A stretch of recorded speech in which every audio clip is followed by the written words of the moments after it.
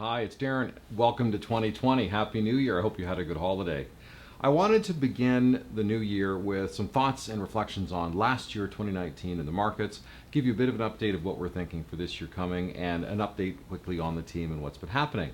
So, a couple thoughts. So, before I get into 2019, I actually want to go back to 2018 and talk about what we saw just a little over a year ago this time. So 2018 was, if you'll remember, was a bit of a flattish year. Not much of it happened in the markets. We had a little bit of up and down. A lot of concern in the press about, obviously, Trump and his Twitter account. We saw growth beginning to slow, or we thought we saw growth beginning to slow. But the markets were kind of quiet until we got into the last 3 months of the year. So October was terrible. November we saw a bit of an increase, but then December was really awful. And it was really just as we got into the Christmas and holiday season. And that became nicknamed the Christmas Eve Massacre. So 2018 was one of the worst years we've had in a long time. Actually, the worst year on record since the great financial crisis in 2008. So if you listen to the press and the news back then, full of stories about Trump and Russia, and now it's Trump and Ukraine. Now it's also Trump and Iran in the last week. But we had a lot of stuff in the press that really would have told you, had you listened to it, it was probably time to take some money off the table, a lot of concern, and again, with the markets having had such a really crummy end of the year, if you'd listened to anything in the press, you probably would have wanted to exit some of your positions. Fortunately, none of you did. And I did what I do, which is ignore most of the news and look at the data. And the data was telling us a very different story. The data was actually very positive about corporate profits, margins, average household balance sheet in the United States for the average American consumer. A lot of data that said the economy is very healthy and corporate profits are very strong. So we should stay invested and ignore the news flow. And I'm glad that we did, because what we saw, and also it wasn't just the United States, obviously. We had all the concern and kerfuffle around Brexit in the UK. We had a lot of challenges in Europe. So around the world, it was a bit of a challenging year in 2018. So the good news is we ignored all the news flow, looked at the data, and what happened next. So what we saw was the markets actually did very, very well. Oh, by the way, there was another thing that happened in 2018 and into 2019, specifically in Canada, that was also of note, which was cannabis. So that was the hot sector for investors all through 2018 and especially to 2019. And I want to focus on Canopy Growth as kind of the benchmark or bellwether, because it's the largest of the cannabis stocks. So in first quarter 2019, Canopy Growth jumped 61%, and in April it became part of the TSX 60. That's the measurement of the 60 largest companies in the United States. And by the end of May, you may not know this, but Canopy Growth was the 20th largest company in Canada. Now, who was 19? BCE. So Canopy Growth, this brand new weed company, was one place behind Bell Canada as one of the most valuable companies in Canada. Unbelievable. Now, why do I say that? Because we ignored it. We didn't get any cannabis in our portfolios. We stayed away from it.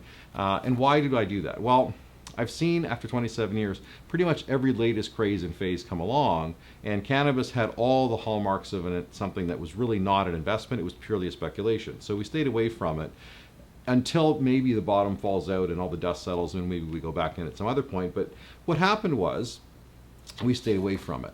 And I stayed invested in our overweight. We've had an overweight in U.S. stocks since 2011. So that's not being patriotic or not, it's just I'm a capitalist, so that's where we invest.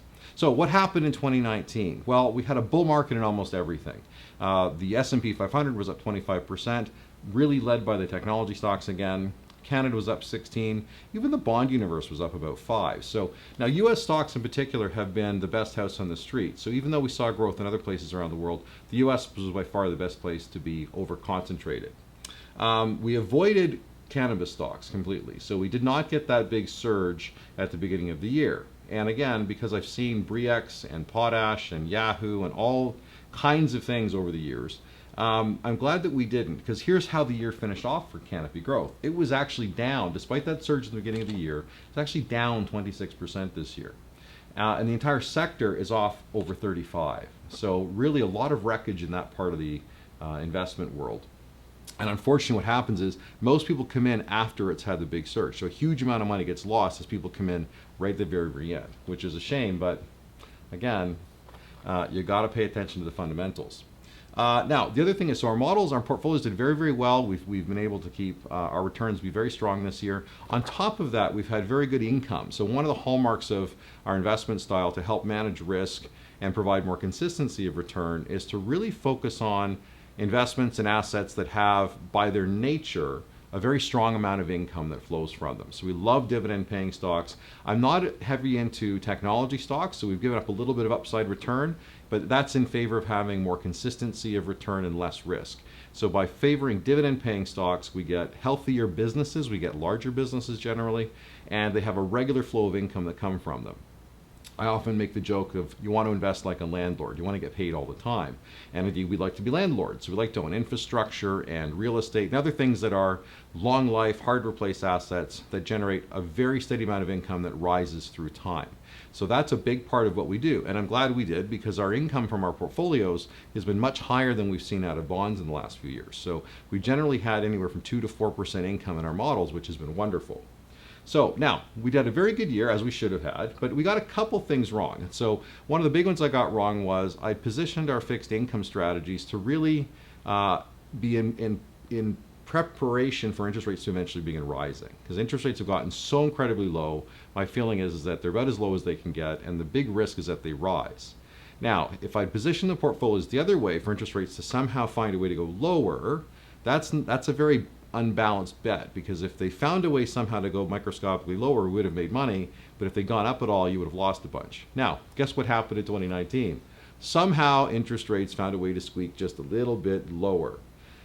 Not the bet, but every once in a while the long shot wins, and in our business there's a saying that sometimes the dumbest guy in the room makes all the money.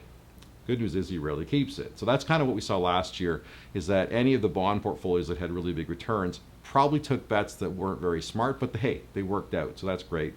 So what did we learn from that? I think rates actually are probably going to stay where they are. So we're not going to make a directional bet either way. We're just going to kind of move to something a little more neutral. And just again, try to get some income, but not have a bet in either direction, because who knows? Although I suspect we are still likely to see them rise. I think that's the bigger risk than seeing them go down again. What else? We kept our international diversification. I'm actually looking to increase that, because most of the research that I'm getting now says it's probably time to start doing it. The US has been the best of the house on the street. What I should have done in the last year or two was forget diversification and put all of it into predominantly US tech companies. That would have been the best place to make lots of money. But that violates our principles in many ways, especially around diversification. You know, you don't throw the steering wheel out of the car just because the road looks long and straight and you're on cruise control. You have to be able to turn and bob and weave. So I think what's going to happen in 2020 is probably better news than most people expect. And we should begin to see the rest of the global economy begin to reflate a little bit. I'm going to come into that in a sec, because I think there's probably more upside surprises coming than there are negatives. So one thing to note in 2019, especially in the summertime, was we had some conversation in the markets around the inverted yield curve and a risk of recession. All that was utter nonsense. There was no data whatsoever to support that view. The inverted yield curve, it's like a few journalists jumped on a term from the 70s and thought, hey, this actually matters. If they actually understood what they were talking about, they would have realized that that was such a minute change in the yield curve. It was not a precursor of recession, and certainly there is no evidence whatsoever that we're likely to see a recession. So we're going to stay invested. We're going to stay allocated to the businesses that we own. And what we learned in 2019, I think, off the back of 2018 was, don't get scared out of the markets. You absolutely have to stay diversified, stay with our principles. We do an enormous amount of research, which I'll cover a bit in terms of some of the due diligence we did last year and what we look to do this year. But the key message I think we got from 2018 and 2019 is, turn off the news, look at the data, and don't get scared out of the markets. And I think 2020 may be a bit of a retest of that, especially when we get some of the unpredictability from politicians, as we've seen in the last week with Donald Trump and Iran. So, but again, what we learned last year was ignore most of that, look at the data, and the data is very good. Now, on the due diligence front, we did a lot of work last year. We went and saw a lot of managers. Fortunately, we're in Toronto and we're of a size where a lot of managers come to visit us, which is terrific. I've had Nick and Pedro join me now in some of the due diligence functions that we're doing, so they can expand their knowledge base and let us cover more ground. So along with visiting McKinsey and Fidelity and a whole bunch of other firms, we did a big trip this year. I took Nick and Pedro down to Los Angeles, and if you can, I'm not sure where the clip's going to come up. Somewhere up here, I'll put a link to the video I did when we visited Capital Group, which is one of the world's oldest and most successful and most respected investment managers. They're based in Los Angeles, and they are really the granddaddies of global investing and one of our long-term favorites. So we went to visit them. We had a very, very good 3 days with their management team and a number of their portfolio managers and analysts. And I think we came back with some really good insights around where we should be allocating going forward. You know, most people invest by looking in your mirror around what happened. We've got to be looking forward to what we think is going to happen and make some educated guesses around that. So it was wonderful to spend some time with them. And I think Nick and Pedro liked the trip too, so that was terrific. What else did we do? We launched our pooled fund. So again, I hope you've watched my little 4.5-minute video on our pooled fund. It's such a big innovation for us. And we have our second one coming this month, assuming the lawyers get the paperwork done right. So we have a second one coming, which is more of a high income strategy. So we're going to start with those two and continue to build them out to add more efficiencies to what we offer for you. And it's a really interesting way for us to decouple models from account size. So traditionally we were limited to how much money someone has in their account in terms of how much diversification we can offer and the types of investment strategies we can utilize. By using our pooled fund, I can take any account for a client of ours and run it as if it's got $100 million in it, for example. So really, really interesting what we can do. So again, I'll put a link up here somewhere to the video I ran just to walk you through how the pooled fund works and why it's so special to us. And we're the first ones to have one. So really, really neat that we got the firm to sponsor us to do that. Really glad that we had the opportunity. And we've already seen some great success with it. And we also discovered it's reported on the Globe and Mail's website. So that was a nice surprise to see that we can track the fund every week on the Globe and Mail's website. So all that stuff's in the video. Please take the 4.5 minutes to watch it. My mom thought it was fantastic. What else? We did a lot of charity work in 2019.